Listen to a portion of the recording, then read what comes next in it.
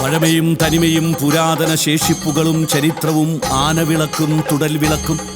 നൂറുകണക്കിന് പൊൻവെള്ളി കുരിശുകളും വാദ്യതാളമേളങ്ങളും ജനപങ്കാളിത്തവും കൊണ്ട് രാജ്യപ്രസിദ്ധമായ പള്ളി പ്രദക്ഷിണ വഴിയിൽ മുടങ്ങാതെ വന്നെത്തുന്ന ശ്രീകൃഷ്ണ പരുന്തും ആയിരങ്ങളുടെ കണ്ടനാളങ്ങളിൽ നിന്നുയരുന്ന പുണ്യാള എന്ന പ്രാർത്ഥനയും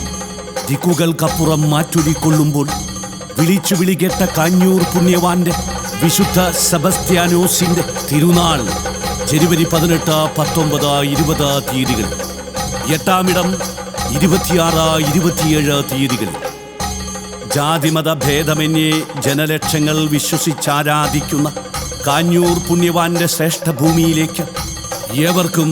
ഹൃദയ സ്വാഗതം.